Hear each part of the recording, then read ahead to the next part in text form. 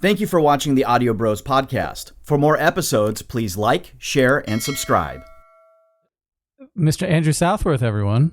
Hello. Whoa, you got a clap effect? Man, your streaming setup is kind of a major upgrade in the last couple of weeks, huh? It's a major upgrade, yeah. Yeah, I honestly, your stream has infinitely better production quality than all of my streams, and I've been doing this for years, so. It was kind of trial by fire. Had this Just idea. for the job that you want, right? Yeah. Had this idea last year. Talked to Chuck about it, and Chuck's let's just go. Let's just do it. Like, don't even think about it. Let's do it. Just fucking, don't think about it. Just fucking go. You'll figure it out as we figure it, as we do it, Yeah. And it's been a trip, that's for sure. That's how I do everything in my life, essentially. Yeah. When I launch a new course or something, I'm like, what is the minimum I need to be able to sell this thing? And I'll discount it. And then when people join, and it's like, they'll tell me what sucks about it, and then I'll go fix it. And then I'll bring it up. When I finish it, I'll bring it to its thing. And or want to launch a new website, want to drop a new thing. I'm just like, just do it. Don't spend a year figuring it out. That's usually the fastest way to learn. Yeah. Your market will tell you exactly what they need.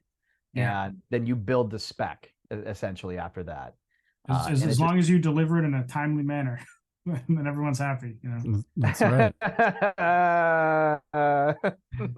So yeah, about that. Yeah. So Andrew, I want to first thank you for coming on. Yeah. As I mentioned, thanks for having me. We've known each other for probably a year now, right? Which is weird. Yeah. We've never met, but I feel like I've known you for a bit because we talked. I know, right?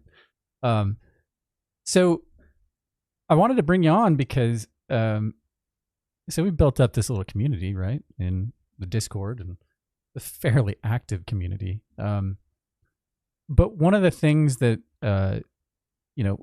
we can handle the helping people get their mixes up to par and song production advice.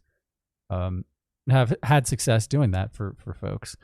But one of the hardest things to I think communicate to people is the efficacy of like a strategy when it comes to marketing your music and Facebook ads. And like people automatically assume like Facebook ads is you're just throwing money away. And I try to give them the context of like, no, this really works. But I think that like the services that you provide, and I want to get into some other stuff because you've got a lot of irons in the fire, right? Yeah. But I wanted to talk with you and have you share some stories and like, give a chance for folks to ask questions. I've got some just like probing questions that'll help, feed the conversation along. But in your experience, what do you see? What are the typical like clients that you see coming in, and on average, like the improvements that you see after working with them and their ads? Yeah, I mean, I guess the one huge thing that a lot of artists have to kind of initially break a barrier of is that a lot of artists think if they just release awesome music that they'll gain a fan base, but it's just never the case. I mean, and I used to think that way too, and almost every artist at any point when they started off, they thought that way. But what ends up happening is you throw your song on Spotify and whatever platform, and there's 100,000 songs being released a day.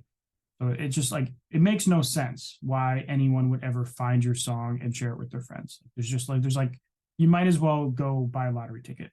It's foolish. And I used to think that way. I dropped 3 albums before I started marketing my music because I thought that way. And so that's kind of step number one. If you don't market your music, doesn't matter how great it is, it's probably not going to gain any kind of audience. The how you market thing, there's a million ways to do it. And it kind of comes down to if you have a budget or not. And a lot of people will start off with social media. And unfortunately, most artists also happen to hate social media because they want to just make music. They don't want to be, for lack of a better word, whoring themselves out on social media every single day, going on TikTok, uploading 3 clips a day, going on Instagram Reels, uploading, whatever a day. And it's a lot of work. And the problem is that that's one of the most effective ways to do it, at least online. Like playing shows can be a good marketing strategy as well. It just depends. It's hard to get your foot in the door playing shows if you don't have any audience, because a lot of venues and promoters, etc., they won't take you if you don't have a certain amount of like monthly listeners or TikTok followers or Instagram followers. And it's kind of that chicken before the egg thing. You can't get the show if you don't have the followers, but you can't grow your audience if you can't play the shows. And that's where the online stuff comes in. So in the free world, there's social media, there's reaching out to curators or networking, and that's kind of it. You can go in places like this, like places like this live stream, and have people listen to your music. And if it's the right crowd, I mean, this one's a little different because you're critiquing and helping people with their mix, but there's a lot of places that just like listen to music and react to it, that if it's the right audience and it's a big audience, it can move the needle, but it's going to be small little chunks along the way. So like for me personally, what I found to be most effective is Facebook ads. And the reason is, like, you can spend X amount of dollars and have a predictable result if you were to spend, X amount of more dollars. But a lot of artists will, if they've never tried it before, they've tried it a couple times, they probably did their ads the wrong way. Like they probably went on Facebook and just clicked the boost button. Yeah. And that doesn't work most of the time, and like it might get you some views and stuff, but it's not going to move the needle. And a lot of artists try that and they just assume it doesn't work. And the fact of the matter is Facebook's ads it's hard, and so is Google ads and YouTube ads and TikTok ads and Snapchat ads and Reddit ads. Like running ads online is complicated. Like to make an ad on Facebook, I wouldn't be surprised if there were like 250 individual buttons along the way. And any one of them, if you click the wrong one, can ruin your campaign. So it can be hard. Now, the nice thing is if you're reasonably tech savvy, like if you can work in a DAW, for example, like working in something like Ableton Live or Logic or anything, like it's a pretty complicated software. I'd say it's equivalent to learning like and mastering Reaper or whatever. It's kind of the same level of complexity of mastering Facebook ads or whatever ad platform. The difference is with learning a DAW, you don't have to spend money to learn. So that's where a lot of the pitfalls come in. Like you can't really learn Facebook ads if you're not spending money, because you spend money and then you learn and then you tweak your approach and then you spend some more money and you learn. So it's hard, but in terms of one of the things you asked before I went on my tangent there about all that other stuff was, what kind of results can you expect? And it's pretty much just proportional to like one, how good is the song? Like if the song sucks, you shouldn't promote it. The music has to be great. That's a prerequisite for even playing. But also like how good is your targeting? Like, are you targeting the right people? If you have a song that, I don't know, sounds like Bad Omens and you're targeting like Metallica, like it might work, but it's a good chance it won't. And if your videos suck, they're not engaging or whatever, then, or you're not testing different parts of the song, you're not testing different audiences, like you might have a bad result. But when you get everything right, you target the right audience with a great song, you test different parts of the song. It's kind of just a matter of how much money you put in. Like I've had songs where I put in $300 and then we promoted it for a month. And like after the end of the month, it had like, I don't know, 20,000, 30,000, 40,000 streams or something. Fast forward a year and a half with no additional ad spend, it has over 500,000, just because it's riding the Spotify algorithm, like Discover Weekly, radio, and a lot of recurring listens too. People just save it and they'll literally keep listening to it a year later because they like the song so much. But on my channel a few days ago, I did a video where there was a campaign we ran where we get 161,000 streams for an artist in 6 weeks. It was a big budget, and they're not even halfway done. So there was like a $3,000 budget. I don't know how they have this much money, but I usually don't ask. I don't know if they're label funded or whatever. Or they sell drugs in the street or something. Who knows? But we spent $3,000 in 6 weeks and got 161K. But what happens is at some point the algorithm takes over and the recurring listens take over, and like most of those streams are coming for free as a result of triggering the algorithm. And even if I stop the ad today and stop spending any more money, I'm willing to bet a year from now it'll have at least 1 million, if not 2 million, 3 million, etc. And a lot of songs will lose money.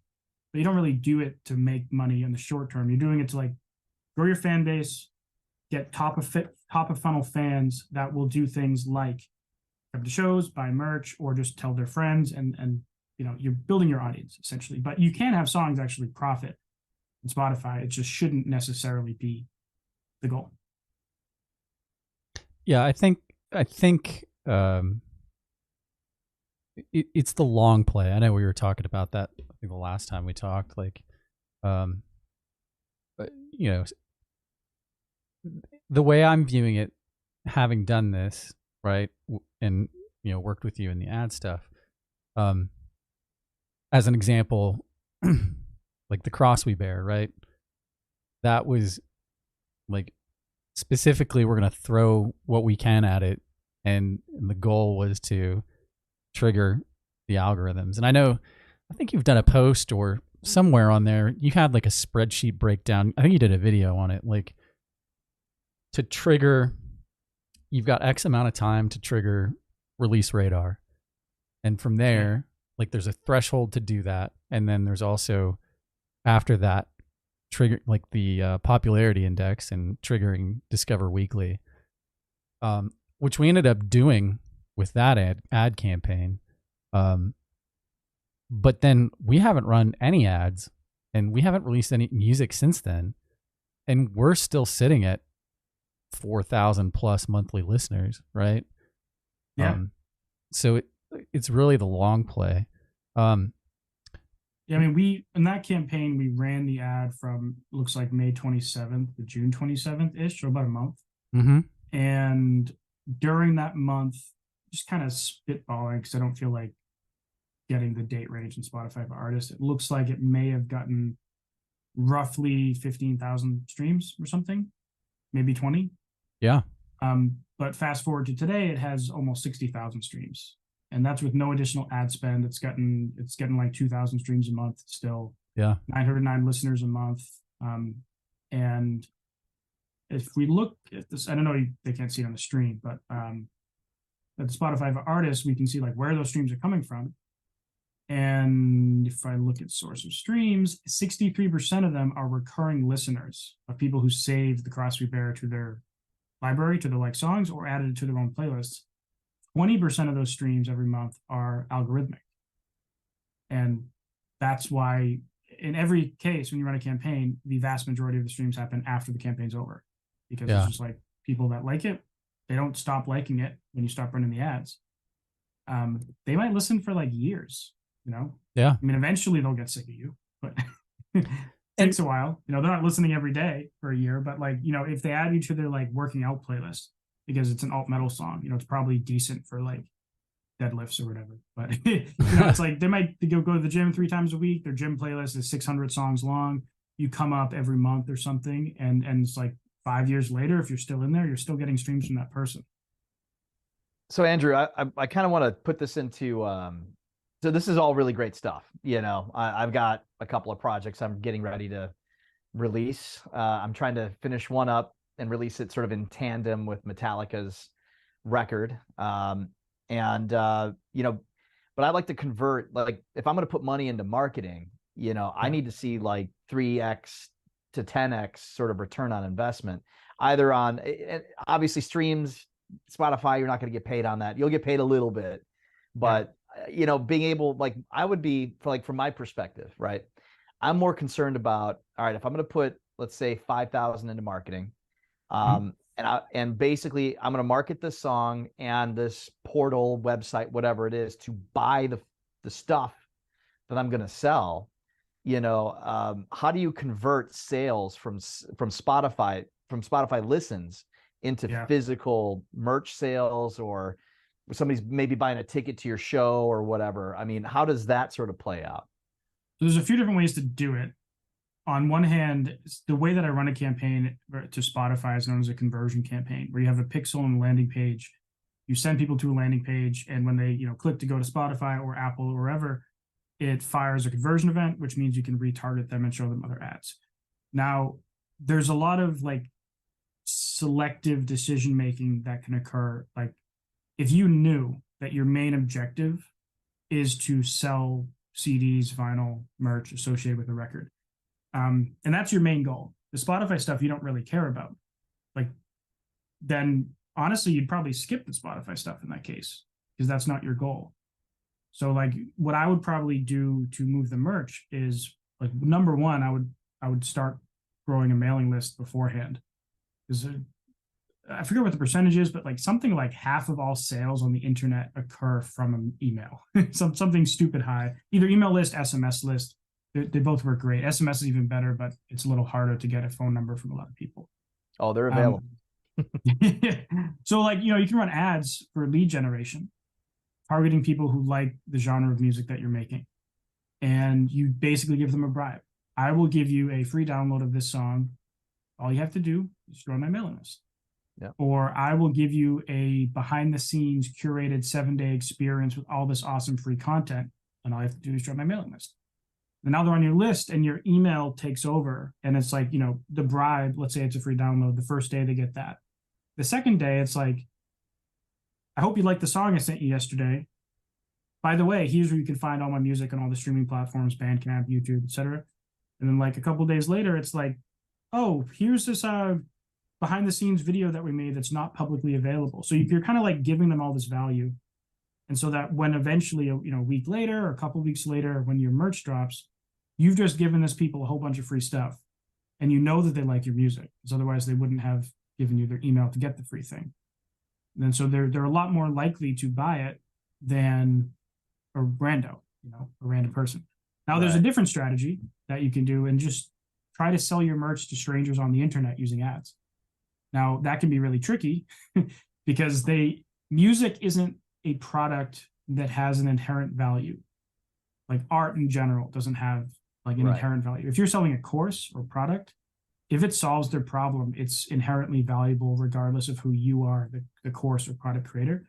Music is only valuable if they like you, the music artist, the brand, or whatever. So they're not going to buy a t-shirt unless they already love you. But man, I'm in the wrong business.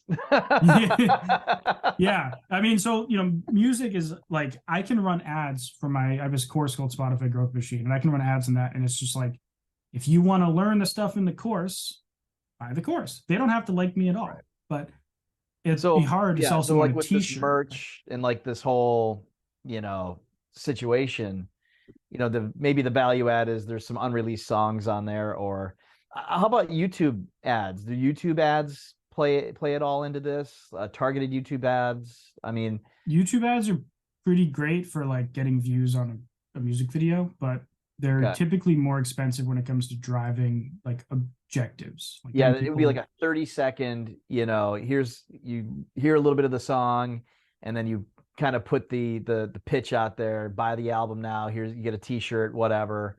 Yeah. I don't think that would go well on YouTube ads. No. It would generally go a lot better on Facebook and Instagram or even TikTok ads. Ooh. But but like, so one strategy that I did last year, I sold like 800 CDs doing this. Now I still lost money in the process, but I'll explain why I still think it was valuable. So sold 800 CDs and lost money and had to do a bunch of work, but I still think it was a net positive return. And I'll explain why. But first, what I did, I don't know if I have any CDs available to demonstrate it. I think I put them all away to clean up my room. But mine are all in storage. As most artists, every artist has a room that's just piles of merch they've never sold. Piles of merch that never sold. I got like a 3X t-shirt, could ever sell it. Anyway, go ahead. So what I did is I did a free plus shipping and handling offer. Like, have you ever seen QVC or whatever, some commercial where it's like, limited supply only, get this free thing. All you have to do is pay $14.95 for shipping and handling, get it within 42 hours or something, and that's essentially what I did. So it was an ad showing performance clips of one of the songs of my album. And I said, if you want this album for free and the digital downloads, it's free. All you have to do is just cover the shipping and I'll send it to you. And so the shipping was initially $5.95. Eventually I brought it up to $6.95 because, inflation. But $5.95. And so they just paid $5.95 for shipping and I sent them the CD. But in reality, it was shipping for me cost $1.44. The cost of the CD was about 97 cents. The shipping materials was about 25 cents. So there was a little bit of profit built in the shipping and handling. Now, I had to run ads to sell those things. And so the cost per conversion, cost per purchase, was about, depending on when it was, between $10 and $12 per purchase. So that's a net negative of like $9 per person. Right. What you do is on that sales page, before they check out, there's what's known as a bump offer. And so in that bump offer, it's just a $5 item that I don't have any of them around, but I had these like guitar pick keychains I made. I made custom guitar picks, turned them into keychains, and I made custom wristbands. So it was like, get some wristbands and some keychains for $5. And then after they bought that, there's what's called a one-click upsell, where it sends them a new page. You already have the credit card information. They already paid. You already have their address. They just click a yes or no here. And it's like, I want to send you the rest of my entire catalog on CD, which was 3 more CDs for $15. So it only cost me $3 for those CDs, and I sold them for $15. It's still a banging deal for the person. Like if they like that CD, they're going to love these CDs, and it's only $5 a pop. So about 30%, 33% of people took that offer. And so that brings the average cart value to like $2 based on the margin of the shipping and supplies to another 12, which is now 14. So now it's like for those people, it's profitable. And then I had a third stage, and it was another one-click upsell, which was a t-shirt, keychain, magnet, wristband, enamel pin bundle for like $35 or something. And something like 10% of people got that. So if someone got that, I think the profit margin on those was like $15. So that would take them from 14 to 29. And so it's just, it turns into this math equation of like, what's your cost per purchase? What percentage of people get the bump? What percentage of people get the upsell? What percentage of people get the bundle? And that determines what your overall ROAS is, return on ad spend, whether it's over 1 and it's making money, or it's 1 and you're breaking even, or it's less than 1. And for my grand experiment, and a lot of people throw up when I say the number, but I spent $7,000 on this test, and I sold $7,000 in stuff, but that's not including the cost of materials and the cost of shipping. So right. I lost about, I did the math at some point, but going off the top of my head, I lost about $3 to $4 per person. But now I have those 500 people on a mailing list. And some of them, like since those 500 people or so, I've gotten an extra like $500 in random sales just from people who purchase going back and buying more. And the hope is that when I drop my next album and I email that list, if 10% of those people buy it for $10, that's another $500. And if they buy a merch bundle, it might be another $500. So that's why I think even though I lost money, the long play is those people are infinitely more likely to buy my next release because they've already purchased something from me. And hopefully I did a good job and I made their day. Every person I wrote them a hand personalized note. I threw in extra stickers for free. Sometimes I would just throw in an extra CD for free and be like, give it to your friend, just to kind of wow them. So we'll see. Well, that's the other thing is, I think this first half of this bit that you've discussed, which is breaking the numbers down, knowing what your cost margins are, knowing what you can take a hit on, but then also you're kind of playing, you're playing a volume game because, even though you spent $7,000 on advertising and you sold $7,000, if that continued, you would eventually get past that point of diminishing returns into actual returns, and now you're being profitable. But let me ask you this, because I know time kills all deals, right? At the end of the day, is how long is the average marketing play for? Like, is it 4 weeks, 6 weeks? Like if I have a new release and it comes out let's just say April 15th, or I don't know, that's a bad date. But anyway, it comes out April 15th. Like how long should I market that new release? So are you talking Spotify, like streaming growth? Yeah, I'm talking, not just with Spotify, but just like the goal is to sell stuff, but also promote the music, which will drive people to figure out more about, the project, and then, purchase things that. Wouldn't it depend? Isn't sort of the answer? It depends, like what you're. The answer is depends, and Yeah. Specifically, every time you run a campaign, whether it's paid or free or whatever, there should be one goal for that campaign. The goal can't be you get more streams, get more fans, get more sales, get more email list. Like you can have 4 different campaigns, one to accomplish each one of those tasks. So for the case of like promoting music and streaming, specifically Spotify, because of the way the algorithmic playlists work, usually your pushes end up being like 4 weeks long because everything in Spotify is calculated on 28-day rolling windows. You can promote it longer, like too, but generally, like a streaming campaign, I do 4 to 6 weeks in pushing. For the CD stuff and the mailing list stuff, it can really be forever because the first time someone hears your song, it doesn't matter if it's 5 years old, it's brand new to them.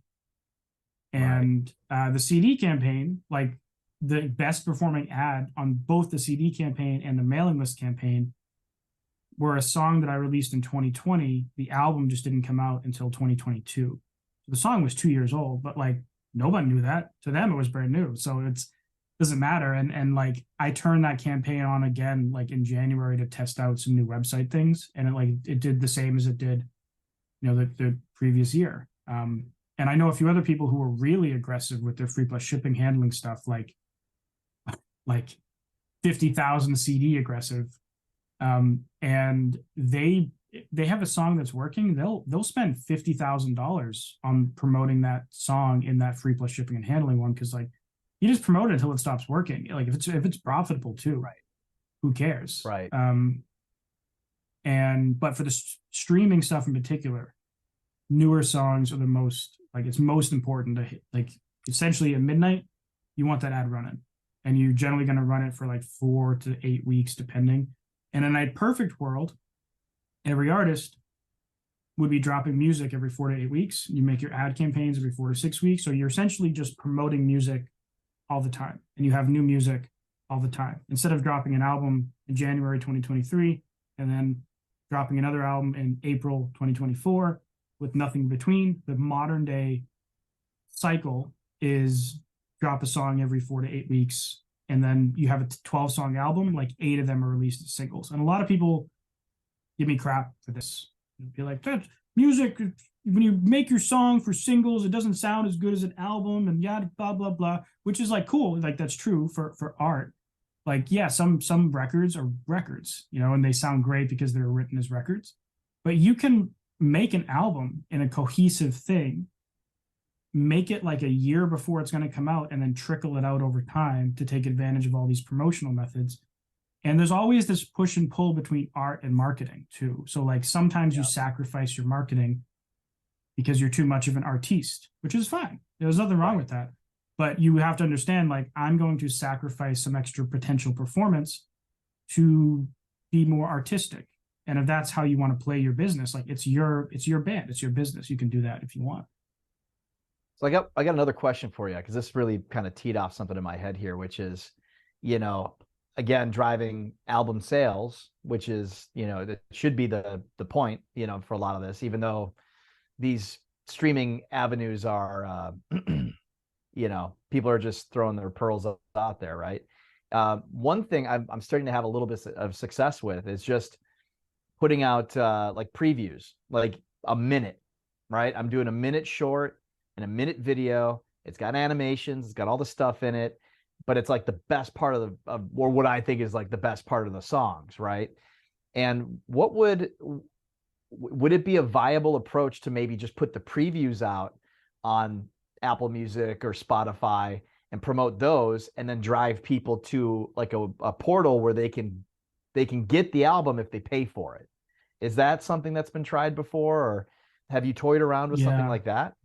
I've seen some people do that, but I haven't seen any kind of like mainstream adoption of doing that. And I think samples on Spotify and Apple, like I'd almost say what's the point of even putting them on there? Because it's not going to get any algorithmic exposure. You're probably not going to run ads to it or promote it in any way because it's just a sample. I've seen people more so do that with like SoundCloud or something. They have like a download link. So I don't think that strategy would make sense for releasing the song. Social media, yeah. That'd actually be kind of normal. Okay.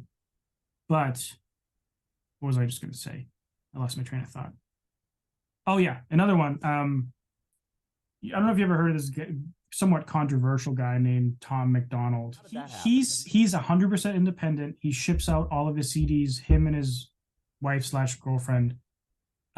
It's a whole family-run operation. There's no middleman or anything. And so he's what he does is he releases like I think it's 4 albums a year, something like that. He puts half of them on Spotify and all the streaming services, and half of them are only available CD only through his website. And so on one hand, all his music, he tries to be super controversial. Videos is really good visuals. And honestly, his music, like his lyrics and his writing are genuinely, I'm not a big hip hop fan, but like I'm very impressed when I listen to his lyrics. I'm like, oh wow, like he's actually really good.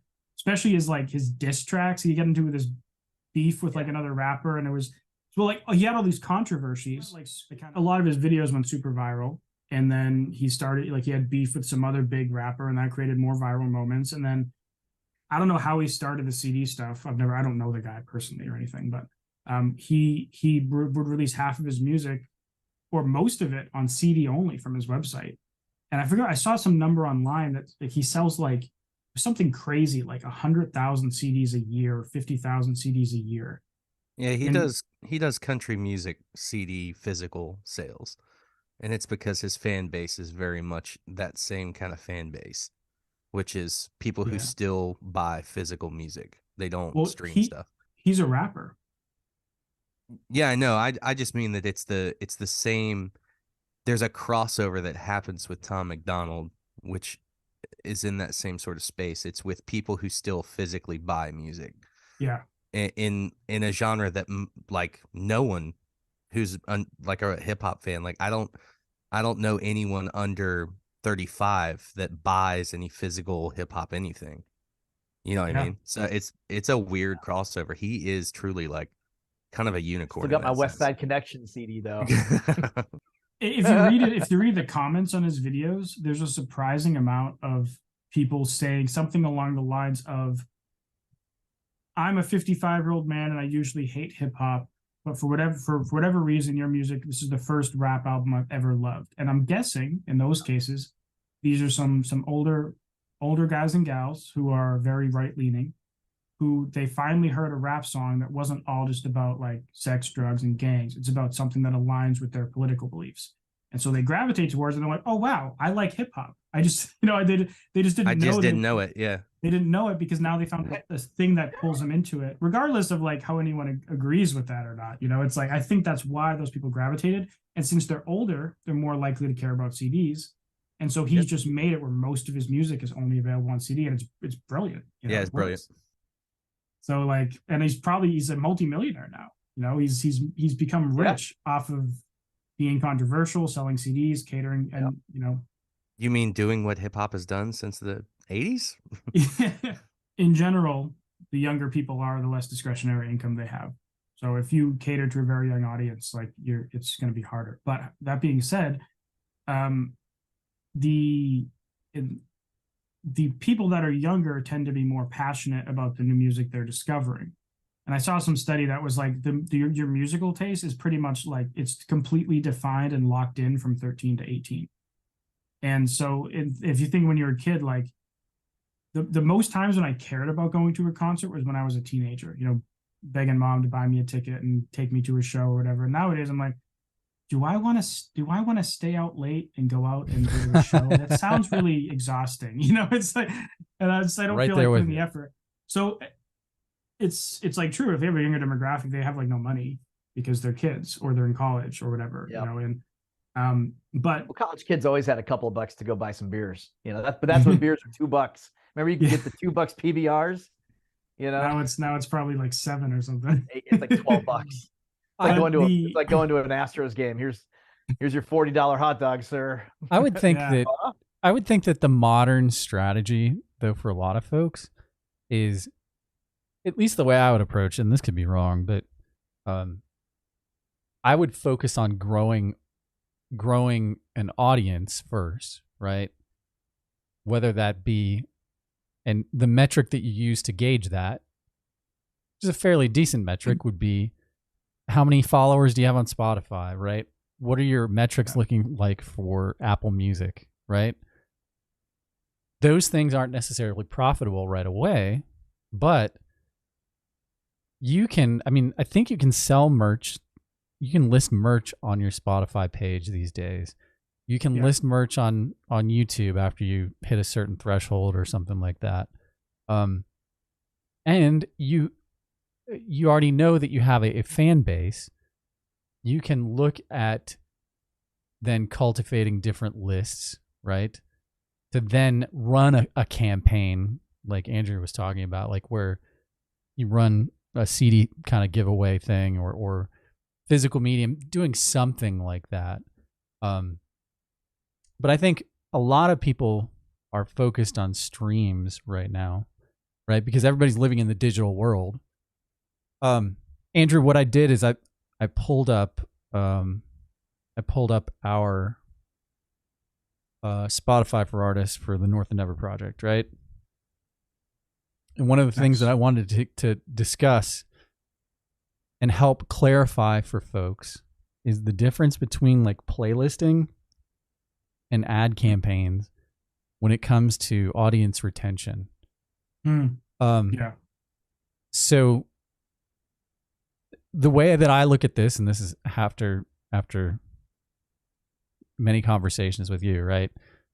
So this is we're just over 4,000 monthly listeners. We have not done anything with like social media posts or anything pretty much since the end of this campaign, which was last summer. Yeah. So like these numbers are just at a steady state, right? Followers continue to just rise slowly. Not at a fast rate, right? Yeah. But they just keep going up. And if you look at like, I think this was all like toned in, right? And I stopped it. And that was the 1 month we ran that ad campaign. This was the 1 month we ran the ad campaign, and it just has kept going up, right? Yeah. So if a really good way to show it is if you go to the music tab on the left, and then click on the releases tab, and then go to the album level. Yeah, that top thing. And then go to last 12 months for the time period. So we only promoted it for the first 4 weeks. So that's like that tiny little chunk, right? That was when the ad money was spent. Yep. First 4 weeks. And then you see there's like massive spike 1, massive spike 2, and then a bunch of little like ripples, and eventually it kind of follows to a baseline and keeps just chugging along till the end of time. So that's essentially what you're going for. And sometimes these go a multitude of different ways. Sometimes they'll get that Discover Weekly push, they'll get another one, and then a bigger one, and then a bigger one. And then for like a year later, your song is 1 million streams and it's getting 50,000 streams a month just from Discover Weekly. Sometimes it does this. And in fact, more of the time, it probably does something like this, where it gets some spikes from the algorithm, and then it gets like a little bit all the time. Just depends on how the song performs algorithmically, who Spotify thinks is the right person for it. So when you do something like a playlisting campaign, you hire, and I'm going to mention what I consider good playlisting companies, because there's just like fake crap that's just bots. There's playlisting companies that are real. They have like genuine lists, and you can track and vet their data, and everything looks real. When you use something like Moonstrive Media or Indie Music Academy, who are both companies that I would consider have like real good playlisting services that are organically grown, promoted with ads or whatever, you get put on the playlist. 4 weeks later, you get removed from the playlist. You're essentially just like immediately back to where you started. So that's the, like, playlisting has its place, but a lot of artists do something, but I think is a bad move, is if they have $1,000 to promote their song, they'll go get $1,000 in playlisting. That's it. And it's not going to help you get an algorithmic playlist. You're going to go up. You might get like 50,000 streams or something, but then it's like you're down to literally 0 a day, maybe like 10 streams a day. This is what happens with the ads, where you have this like massive tail. Like this graph is 12 months. This isn't like a month. So fast forward, like, we started at 9 months ago, and so 8 months after the campaign ended, like it's not doing amazing, but like it's still getting like a respectable number of results. And you haven't released any more music, and you're not promoting it, you're not pouring yourself out on social media. This is just the ripple effect of the ads. Yeah, and this, I mean, 2,000 playlist ads, right? And that plays into that number, right? Of this, right? Yeah, the one on the left, big one, the listener's own playlist and library. That's the good one. The right one's good too, but the right one is the third party playlisting. It could be like a fan heard it in an ad and they happen to have a big playlist, add you to it. But in general, that right one is like you're in some big playlist, whether it's third party playlisting you paid for or a fan added you to a playlist that has some good traction. The one on the left, though, is someone adding it to their playlist and listening to their own playlist. So it's like adding you to their workout mix, their driving mix, their songs I sleep with my significant other with list. Whatever the list is, and you're part of their daily routine at that point, or their monthly routine. Another question that I just thought of for you. In terms of, so like, let's say people are looking at this and asking, so what is an effective, like, what can they expect for a specific budget? And I know that that's kind of hard, right? Because like my answer would be, if you have $300 to spend, front load that when you release, and then taper it off for the remaining time. Do what you can to trigger those algorithms. But for just generalized growth, I mean, people can have effective ad campaigns for $5 a day, right? I mean, just maintenance ad campaigns, right? Yeah, totally. I mean, the biggest benefit you get from the ads when you're promoting a new song and you're trying to trigger some algorithmic action. But if you're promoting an old song for a tiny budget a day, it's still going to get you new listeners and saves and playlist ads and followers and all that jazz. It's probably a lot less likely to trigger any algorithmic traction. I mean, I did a contest on my channel a couple of years ago. I did a remix contest, and the winner would get a $100 ad campaign funded and ran by me. Nice. If I did it now, I'd probably make it a little bit bigger stakes, but my channel was a lot smaller 2 years ago. So now I'd probably do like $1,000 campaign giveaway or something, $500 giveaway. But we actually triggered, we did $100 campaign, and the song got like, I don't remember. It was like 50,000 or 100,000 streams for $100. Nice. Which was like, it just did, the campaign did really, really well. It immediately got added onto Release Radar and the Discover Weekly. And it was this like 15-year-old kid from France that just had a really good remix of my song. And I picked him as the winner, and he did well. So it was cool. Now, like most of the time, $100, not going to trigger the algorithm. And it's just the sad truth. But in terms of what results you can expect, I made a calculator because of course I did. Of course you did. If I can, is my website down? Put it on my blog. What's 50,000 times 0.0003 cents a spin? So it's 0.35 cents per spin. So what do you say, 50,000 or 100,000? 0.35 cents. Yeah.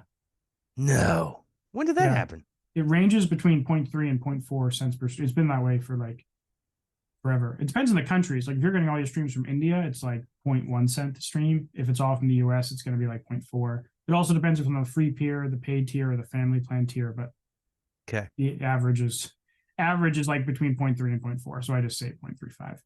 Okay. So if you were, do you say 100 or 50K? You said 50,000 spins got that $100, right? Yeah. So 50,000 times 0.0035, which would be 0.35 cents, is $175. So even if we did a little conservatively and said it was like 0.25, so it was under the average, it's $125. So that one was actually like the profitable one. I mean, for him, it was infinitely profitable because he didn't spend the money. Right. But if he did, it would be profitable. And like I had another one like for my own project that we spent $300, and fast forward like 2 years of just algorithmic traction, it has 500,000. And so conservatively, a third of a cent or 0.3 of a cent, it has made 1,500. And now, well, most songs will lose money, but you do have every so often, you know, the song that like makes a ton of money. And like some artists get to the point where they have so many songs in the algorithm that they're just making a living off of Spotify, and it's hard and it's rare. But I know several people who have like, they get 5 million or 10 million streams a month just from algorithmic, and then eventually they get editorials. 10 million streams a month. Every million is between, you know, it's like $3,500. Even if we just call it 3,000, it's 10 million.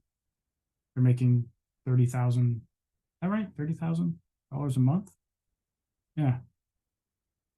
So I mean, like it happens. Like it's hard. Like I'm not gonna say this is easy and it's gonna happen to everyone, because the fact is, for most people, are not gonna do things long enough, put in enough work, and make great enough music to make it happen. But I mean, that's literally the hardest part, is not having a total stinker on your hands. 'Cause that's what we fight every time we're trying to come up with something new. yeah, And then we just end up ripping off people we love anyway. So it's like, yeah, you're constantly trying to, not to, I don't know. I feel like I'm constantly fighting imposter syndrome as it is. If I were to have, who isn't? yeah, Exactly. well, I mean, I'm going to be honest. After doing this podcast a few times, there's quite a few people that have zero humility and don't feel that they're imposters at all. So like, I never thought I'd meet another, because every musician I've ever met in real life is like that. Like we all feel like kind of like, I don't know, man. I'm cool. I'm cool with you know, people with a healthy self-respect. That's fine. But imposter syndrome, that's a little different than people who just don't know what they don't know, you know. well, no, well, what I mean, imposter syndrome is what I mean is like, I don't feel like I'm as good as people say I am. I feel like I'm an imposter. That's Yep. what I mean by that. So it's like, We it's can like dig into this though. Like what would you need to have happen for you to feel like oh, you're not, worthy there's of... no There's nothing. there's Nothing. nothing. Yeah. No. There- You could win there's- you could win a Grammy and for like best album of the year or best Yeah, vocal no. performance. Nothing. Not No. good. No, I'll There's an still feel Not like as an good as, imposter. not as good as Scott Stapp, huh? There's an artist I work with who, and I might be mixing them up with someone else, but I'm pretty sure it's them, that one of their songs they've written like was sold to Justin Bieber, like selected by Justin Bieber's team, and he released it as a Justin Bieber record, and they're credited as a songwriter on the record. You get And points on the they've done back end. I don't know. Yeah, I think so actually. I think they do get points, and so they've done a bunch of other big artists songwriting, and then they also did a collab song with Pao Fu, and like they're like super, like they still don't really feel like they've made it. They don't feel like they're like, I mean, they know that they're doing like good, but like they don't feel like a success. And I've talked to people who, like, someone I know he bought a Lamborghini last year. He's super successful, and he's always just like, I don't know, man. I feel like I'm just barely, I'm barely hanging on with a thread. Like I don't know what the hell's going on. I don't know. I just like I make a move and things happen, and then Let me buy this Lamborghini. and like so he's making great money and he's successful. But most people I've talked to that are like doing well, they have a good amount of like humility and sometimes imposter syndrome, and I think that's why because like they never feel like the things they do are good enough or big enough or whatever, so they just like keep working their asses off to accomplish it. And every successful artist I've talked to like is pretty humble about what they're doing. Like the first, like, you know, I talked to like a relatively big artist and like, first of all, like, congrats on what you've like done. Like this is like a huge achievement, and they're just like, oh, I don't know, and I'm like no, like I know, like you did freaking great. You're an international touring artist. You've been living off of your music for 20 years. Like this, you're literally the definition of the dream. Right. And it's just, whatever point you're at in your life, you never really feel satisfied. You just kind of think human nature. Well, and to draw the distinction between two, like there's a difference between like what we're kind of talking about, which is that imposter syndrome that kind of keeps that drive going and keeps you hungry and makes you know like, oh, that wasn't that good. I could do a better record or something like that. That's completely different than being like, oh, it's just never enough. Oh, it's just, I need more. I need like, it's a fine line. You know what I mean? Because yeah, and I've had this conversation a million times with a million different people, but I don't feel like as a musician, being a musician, it's not art to me. It's more like a trade. It's like being in a trade. And, opinions are like assholes, you know what I mean? So like, but I think that it served me well because I'm always trying to impress people with the craft and not so much like, ooh, look at me, look what I did. It's more about, do you see how I built this? The structure, the textures, the things like that. It's more of like a The attention to detail. Yeah, it's more like a trade, like you're buying like a, I don't know, a rocking chair. I don't know. Yeah. By the way, got some comments here from the chat. Room Mother was saying, so my understanding that it's worthwhile to do a campaign of an older song if you've never done one before. And what I was saying is you got to prime the pump, right? We did that before we did the Cross We Bear campaign. Yeah, I think we ran a campaign on, was it Wildfire, just to like make sure things were working and get everything started. It wasn't necessarily to like promote the old release, but I found that if an artist is trying to get into ads for the first time, in particular, there's just so many things that can go wrong. So I'll have them just start with a small budget on an existing song just to like get everything running, make sure that you see like I get X amount of conversions, I get X amount of data on Spotify. And you know that the pump is pumping. And then now when you do your new song, you got to figure it out. And so you feel a little more comfortable jumping in with a bigger budget. Whereas I hate it when someone for the first campaign, they're setting it up from scratch. They've never done it before. They've never tested it before. And they're just like, I'm going to jump in with $50 a day. I'm going to spend $3,000. Like, let's like do something for $50 first. Just make sure it's working. Like, yeah. Make sure you have the right demographic clicked. Yeah. I'm like I've done thousands of campaigns. So I know what I'm doing. That being said, I make mistakes. And if I've done this enough times that I screw stuff up, there's a pretty good chance in your first time you're going to severely screw something up. And it'd be better to screw it up and lose $50 than $500. We got another comment. This one's from Robert Finch. He says, "Hey Andrew, I've watched a bunch of your YouTube content. It's great. I start getting anxious when I'm thinking about marketing. It is incredibly daunting."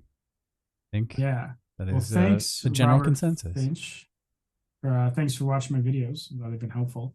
Honestly, when I first started getting to the whole music marketing thing, it was like 2019. I had already released 3 albums and I've gotten like 17 streams of my music, most of which were me or my mom. So it's like, I was like 2019, I want to start figuring out the marketing thing. And it was incredibly daunting. And I spent like $5,000 on different playlisting companies because I heard playlists were good. I didn't know what I was doing. I would just hire a company.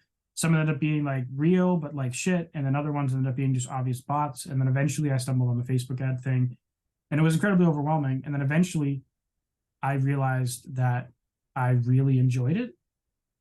Once you kind of get good at it and you get results, it almost becomes like an addiction because you're like it, or like a game, like a video game. Like why do people play a lot of Call of Duty, for example? It's like, well, it's a little fun, but also you're trying to just like get better and like be better than other people. That's kind of like the fun of like a multiplayer game. And that's kind of how it ends up being. It's like it becomes this game of like, well, what ads and audiences can I test to get the cheapest cost per conversion? Then you see the results you're getting on Spotify and you're like, oh, like what if I tried this instead? Could I get more results for my dollar? And then it starts getting exciting and fun. And some people never get to that point. And those are the people that it'll either just always be a bad time for, or they'll just like hire someone to do it for them, for example. Yeah. Or join a I wanted record to also get into music funnels, right? Tell us about music funnels. I've got it pulled up here. Oh, nice. This is your new platform. Give us the elevator pitch here, right? So music funnels is an all-in-one. Those a little too elevator pitchy. No. music- Do it like a TED talk. Music funnels. Music funnels is an Is all-in-one. the gateway. You need like that little headset with that weird thing on the end. Yeah. Oh, yeah. I know what you The mean. thing that little- like gives the you little- it makes everybody sound like they have a lisp. Yeah. So Music Funnels is an all-in-one platform for music artists to create their website, have an online store, run sales funnels, do their email marketing. And the reason why I made Music Funnels is because for many years, I would have something like WordPress for my website, and for hosting for that, be paying like $20 a month. I would have Shopify for my store, $30 a month. I would have either ClickFunnels or whatever for my sales funnels to do free plus shipping and handling, or email campaigns, $97 a month. So we're at $150 a month. I would use something like Drip for my email, which minimum starts at $39 a month and scales up to where now with Drip, I pay $119 a month for my email for my business. And then so like, I don't know, what is that? Like $270 a month or something. And then with Music Funnels, you can also do memberships and Patreon. So like, I know a few people who do Patreon and they make $2,000 a month on Patreon, which is like freaking awesome. But Patreon takes 12%. So that comes to like $240 a month that they're losing. And so like you add that all up, and even a conservative scale, you're paying like minimum like $100 a month, maximum on a bigger scale, you might, several hundred. And so Music Funnels is a platform that does all of that for as little as $27 a month on the annual plan. So it's a lot cheaper. It doesn't have like our store platform. It's not as good as Shopify store. And I'm just going to be honest about that. Shopify, you can link your store to Spotify and YouTube, and they integrate with everything, but it's a store that you can use to sell physical, digital products, membership platforms and stuff. The website builder is pretty great, in my opinion. It competes with something like Squarespace or Wix. It's drag and drop and everything. The email rates are competitive. We don't have all the amazing features of something like Drip or Active Campaign, but we're also a lot cheaper. So for artists that are looking to like get started with their digital footprint and start like having CD funnels and selling their merch on their site and have their own Patreon membership or sell courses even, I think it's a really good like entry point for artists to do that for a price that almost anyone can afford. And then eventually, if you outgrow it and you need more features, you can transition, or maybe by that point we'll be even better, and maybe we will have some of those features. But we launched the platform this year, so it is new. You can do a lot with it, and the feedback's been pretty great, and I think it makes sense for a lot of people. Might not make sense for everyone, but it's designed to cater to that. Like, being an artist is really expensive, and you're just getting started. It's really overwhelming to have 8 different platforms when you could just have one. And especially when you're launching a project, right? It's hard to justify those prices, or like the spend on website, right? Because even Squarespace, like without a store, $20 a month. I don't know, something like that. Yeah, it's like 20. I think with a store it's 30. Yeah, with a store it's even more expensive. Man, we need to get some sponsors for this podcast so we can start giving out like Audio Bros coupon codes, man. Yeah, honestly, what I probably should have done is I probably should have invited you into my affiliate program, so that you could, if anyone signs up, you could get the recurring revenue. Because we have an affiliate program. Anyone that joins the affiliate program. So if you have friends, you can make, you can refer them and essentially make money too. But everyone has something like that. I've tried to join Shopify's affiliate program so many times. They keep rejecting me. And I'm like, man, if I can't join their affiliate program, who the hell can? Yeah, who the hell can? I've signed up so many people for Shopify over the years, and they just like keep rejecting me. I'm like, man, I'm giving you so many customers, you jerks. I think I mentioned this to you. Transylvania Stud and I are starting a project here. So I think we might do a road to the project, and we'll go this road, document our experience for you. So Yeah. There's a blog on there too, so you could nice. you could blog the whole experience and all that jazz. So I mean, a lot of our, I mean, like there's a lot of competitors for website builders and stuff. So it comes down to what features you need. Everyone's different, and we're trying to be kind of everything in one, but we're also not trying to solve every problem under the sun. Just because you cater to everyone, you kind of end up catering to no one at a certain scale. I think music funnels makes a lot of sense, especially if you need the funnels. Makes a ton of sense, because like ClickFunnels, $97 a month minimum. Can you explain the funnels part for everyone? Yeah. So when I was talking about the free plus shipping and handling thing earlier, you can have a product page. It's not like a shop. It's not like a store page that has navigation and there's like all these different buttons to click. It's like a dedicated funnel page where it's like, here's this one product you can buy at this great price. And it's either buy the product or fuck off the page, pretty much. Like there's nothing else for them to do. And like you can have some bump offers to try to increase cart value, but then basically people check out. And then after that, you can offer them another product. And a certain percentage of people will take that additional product. And after that, you can offer them another product. So you can have what are called upsells and downsells. So you could say if someone buys this product for $15, offer them this bundle for $50. And if they decline the bundle, maybe offer them just a piece of the bundle for $10. And then if they say yes or no to that, do this other condition. So you're taking like a bunch of traffic, trying to get a sale from that, less people will buy than visit. And then from those sales, you're trying to get another percentage of those people to buy the next thing and then the next thing. And the purpose of that is to try to take someone who maybe was only going to spend $15 in your store and try to sell them, $25, $50, $100 worth of stuff. And you're not doing it in a malicious way. It's just like, hey, there's this thing. Would you like fries with that? It's the kind of same thing. Would you like to upgrade to the extra large combo kind of thing? I'm going to start calling you ABC Southward. Always be closing Southward. Do each one of those count as a funnel? Not every step of the funnel. Okay. So every you could have your product page and your bumps and your upsells and your downsells and the thank you page. And technically you can actually build multiple funnels in the same funnel. It's a little hack that you could do to make one funnel and turn it into like 2 or 3.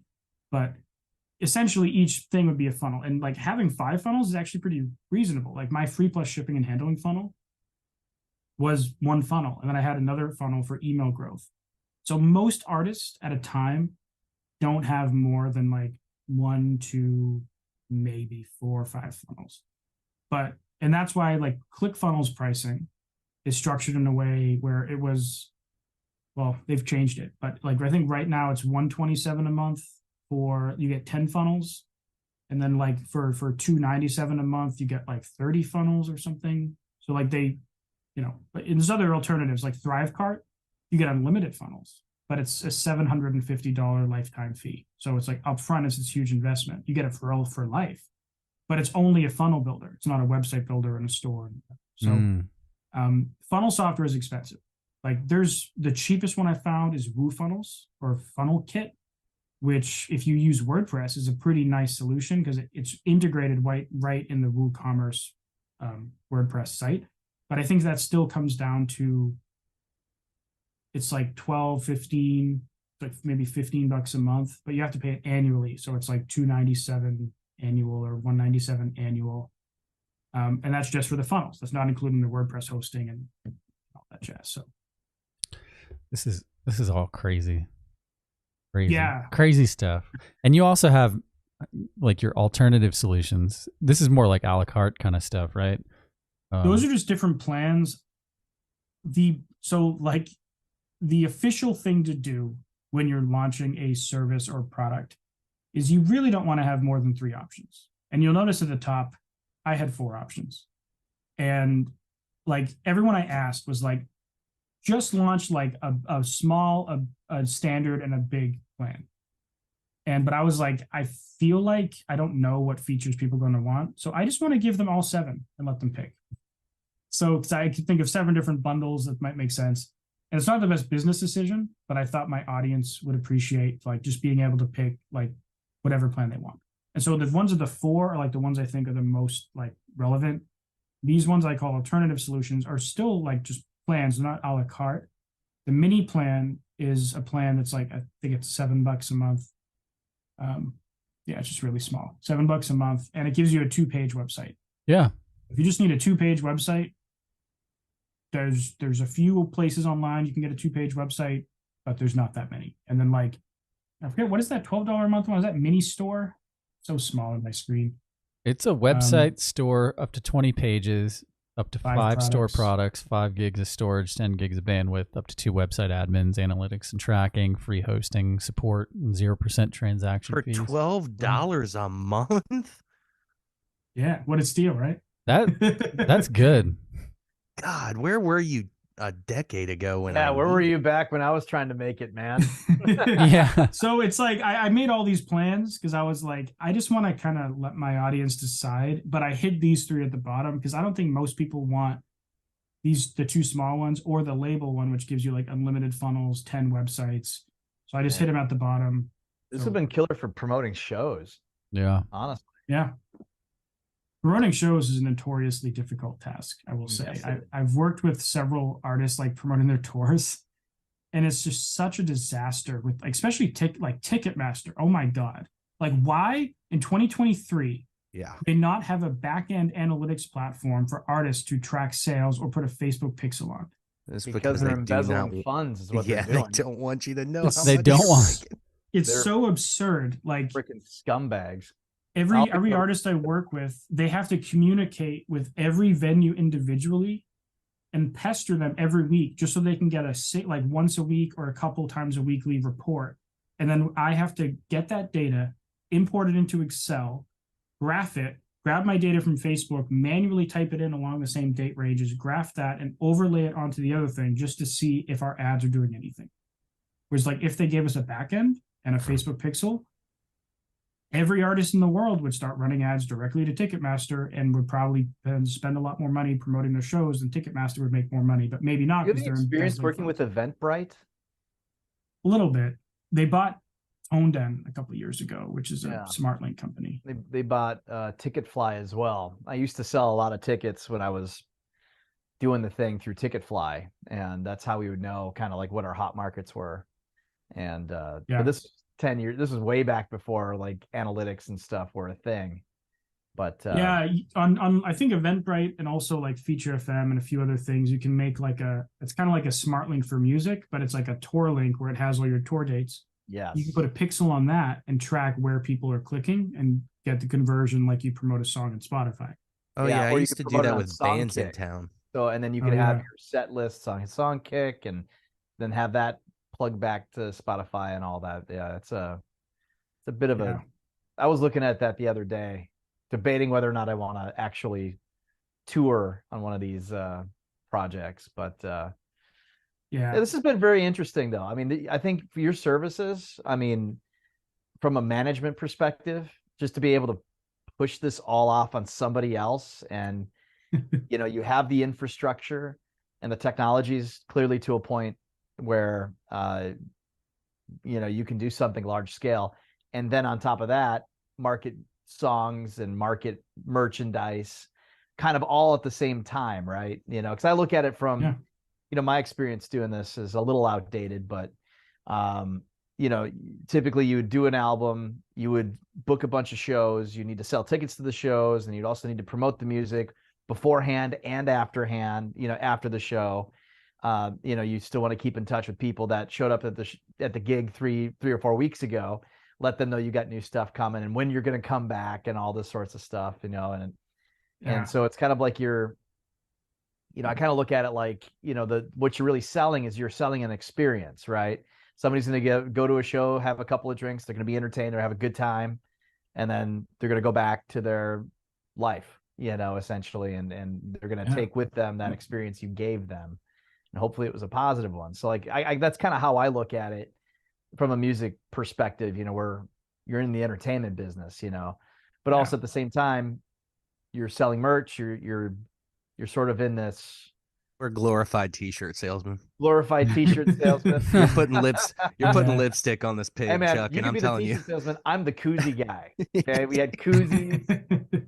We had Anyway, but no, this has been very fascinating. It's given me a little less heartburn, I suppose. Now that these are some of the options that are available, and then you can kind of set it. Once you have it all planned out, you got your strategy. Then it's all about execution, and then tracking the analytics and the results afterwards, right? And then it's all about volume. Because if you're touring, you're a touring musician. You got to if you're pushing the volume, then it's all about what's the next tour, what's the next set of tour dates, and you can kind of set your marketing, promotion for your record that's already done, or your songs that's kind of already done, and you can just sort of, kind of play the volume game. And that's, of course, if you have the budget to do that, and you have the opportunities to go play at a venue, because I've seen some artists have come to me where they only wanted to promote their Spotify because they had a tour coming up they had tour negotiations coming up in a couple months, where they essentially were getting paid based on the number of Spotify monthly listeners they had. So they're from them, and I've seen this from multiple artists, that their rates for the tour, for the date, for the venue, the amount of money they make is directly proportional to their Spotify monthly listeners and or TikTok followers or Instagram followers. And it's a frustrating thing that makes no sense, because I've seen artists where they're like, we got 500 people on a mailing list in this city. We know we could sell out this date. We're going to bring everyone here. And you're telling me that you're not going to pay me that much because I don't have much on Spotify. It's stupid. Because millennials are booking these shows is the problem. Yeah, I was about to say that it's all about who you know at that point, and you got to have a guy. It's important to have a guy who can sort of be your middleman. And I'll tell you what, if I'm getting $4,000 and a guarantee at night, and I have to pay a guy $700 to crack the skulls that need to be cracked so things go right in a particular city. That's pretty well worth it. The problem is the booking agents nowadays are insane to acquire. So I've got your consulting stuff pulled up here, Andrew. People can book you for hour-long sessions on Zoom, get you one-on-one. I know for a fact you are a busy man, so your calendar fills up quickly. I do. This week was a little crazy. I think I had 25 hours of consulting, which is a little intense just with everything else I have going on. But usually I try to aim for 15 hours a week for consulting. Now I have a second guy on the team that's also doing consulting as part of my company, Genera Studio. So that's Alex Boschel. So there's certain things that I do that he doesn't. But in general, if someone's looking to get started with Facebook ads, or optimize their campaigns or whatever, or grow their playlist in Spotify or whatever they're trying to do, both of us can do all of that. But he has more hours available. And if you're in Europe, he actually does mornings, where I only do nights, and I'm Eastern time. So all of Europeans hop on the call. They're like, oh yeah, I'm in Germany. What is it, 3 a.m. where you are? And they're like, yeah. But so I have another coach now that to kind of expand the team, and we might have a third one coming soon, just because the demand's been kind of insane, getting burnt out. I've been doing 15 to 20 calls a week for a couple of years, which is good. It's raise fun. your prices. Well, I have. Start raising your prices. I raise them every. You haven't done it enough, I guess. And it's a weird balance. There's the whole supply and demand thing, but I've never wanted to raise it to a point where the average independent artist couldn't justify paying it. So that's why it's slow, but that's why I'm trying to expand the team a bit, so I can raise mine to the point where only people more serious or have more budget will book me, and then the people who be more accessible to the average independent artist will be the other people in my team. But I'm trying to make it work. It's hard balancing being a nice guy that's friendly to indies, and also making it worth your time, and balancing supply and demand. I just want to give you another round. Thank you, Andrew. Thanks, man. I appreciate it. Great having you on, bud. Yeah, you've provided some really valuable information for folks. I've linked Andrew's stuff in the the video description. Go check out his channel. Go check out his website. Check out musicfunnels.io. I can tell he knows what he's talking about. So book him for a consult. You won't regret it. We hope you enjoyed listening to this week's episode. You can join us live every Friday night at 9 p.m. Eastern Standard Time right here on YouTube. And don't forget to like, share, and subscribe.